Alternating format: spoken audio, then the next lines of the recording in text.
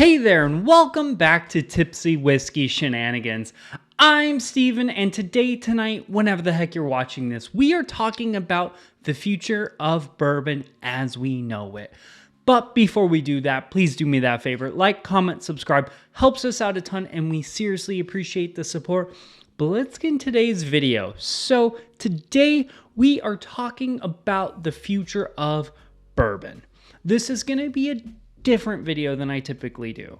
This is going to be more of a talking head, more of a, raising the question, what is the future of bourbon going to look like? Because I'm just kind of pondering. From my perspective, I'm going to talk about a few things that I think is going to happen, as well as a few things that I hope happens, because it'd be pretty freaking dope if they did. So more than any other video we've done in the past, please comment down below. I want to hear your perspective and your opinions of what I'm going to talk about, as well as what you think is going to happen with the future of bourbon. So let's kick it right off. The first concept, which has been one we've talked about a lot and I've heard raised a lot in the past from other people, and it's been a huge trend I've noticed in the bourbon communities, which is picks. Limited editions got hard as hell to get. Super hard, almost impossible to get there for a very, very long time. And I mean, they're even still pretty freaking difficult to get. So a lot of us huge bourbon lovers or whatever, we recently, or not so much recently, but over the last few years, I've noticed a huge trend of people kind of gearing more towards like, hey, this is a local pick, or hey, this is my community, or hey, I'm looking forward to the next pick from this group. And that's been kind of a general gist. Like me personally, I'm more excited when Storytime or Trev Wilson or the Bourbon Junkies release a pick, or my local stores when they release a pick, than I am when I find out, like, maybe Costco has freaking, one of the new limited editions from any huge major distillery out there. I just don't care as much about those limited editions outside of being able to do reviews for the channel than I do about the actual whiskey in it, because the picks, it's from someone I care about, and it's incredible whiskey. So I think picks are only going to get better because, unlike the limited editions, it's also something that you can personally care about more than just the actual whiskey in it itself. You can care about the person behind the pick, and there's a little bit more involvement in there. So I think that's why those have gotten bigger. And with store picks being a more center focus of your average whiskey consumer, whiskey enjoyer, I think limited editions will also be a little bit easier to get, because not a lot of us are going to be hunting the limited editions like we used to. That being said, the hunt's never going to stop, but I'm personally not hunting LEs as much as I used to.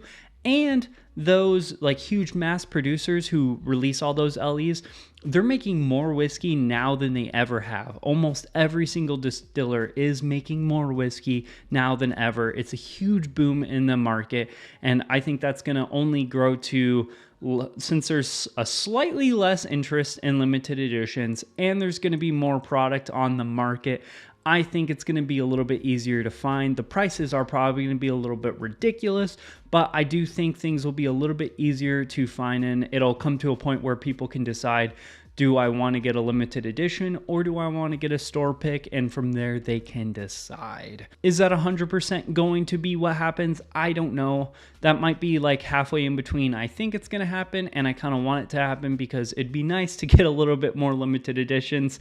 But for now, I'm going to stick with store picks because those are freaking killing it. And another but very unfortunate future of bourbon. Bourbon has always been kind of, we'll call it the Slum Awards or the Wish.com whiskey.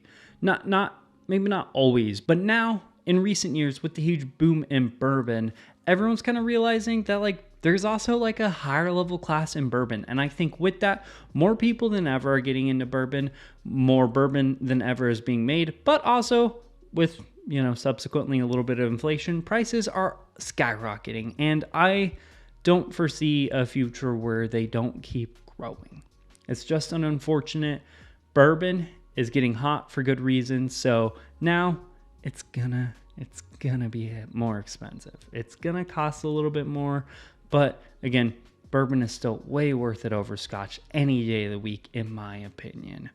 And then lastly, my last 2 points I wanted to talk about on this video are going to be my hopes for the future of bourbon. So the last 3 are the ways I expect the bourbon market to go or continue trending on. The next 2 are going to be ones I hope. I hope to God they start doing that. And the first one was kind of sparked by the Jack Daniel's Triple Mash. I want to see more mass producing distillers, like some huge brands, step out of the freaking box. Do something new. Be inventive. Make some new stuff happen. Like, step out of the box you're so used to living in and try something new. You know, like, there's so many huge distilleries out there who have huge budgets to do some crazy fun stuff, but not a lot of them are doing it. And I'd like to see more experimenting, more trying new things, more stepping outside of the box, being more explorative, and we'll see where the whiskey goes, because, you know, you can still make your normal whiskey, but I want to see a little bit more. I want to see a little bit more. At this point, I've gone pretty much most ways bourbon can go in the bourbon world, and I don't like shoehorning bourbon because I think bourbon is incredible and I think there's so much more we could do with it. So I'd like to see more places experimenting with like finishing, different mash bills, things of that nature. Just step outside of the box. If you're so used to making bourbon, maybe try a rye. If all you do is make rye, maybe try a bourbon, maybe an American single malt, whatever the heck. Just try something new. And then finally, last one on this list, NDPs. I personally don't have a problem with NDPs as a whole.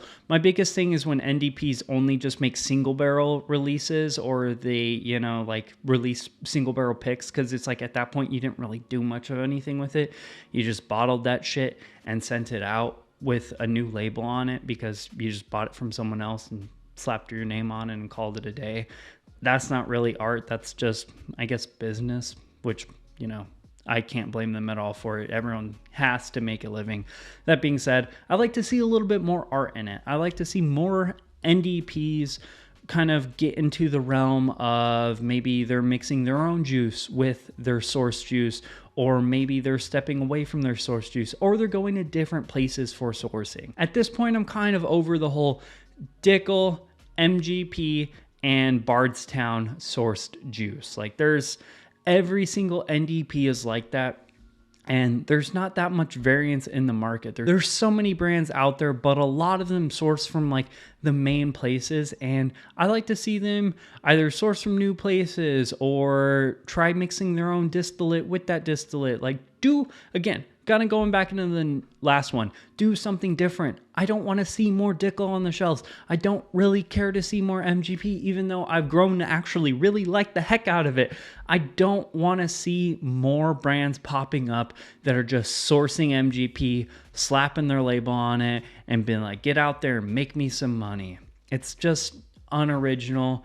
And I want more. I want more. Call me greedy, but I want to see more out of those brands. That being said, that is a wrap for today's video. Please do me that favor. Like, comment, subscribe. Again, let me know down below what you thought about my predictions of it and my hopes and dreams, as well as what do you think is going to happen? What do you want to happen? Let me know down below. Also, check out the Facebook, Instagram, and the Patreon. The links for all that stuff are down there below. That is a wrap for today's video. Cheers, y'all. We'll see you later.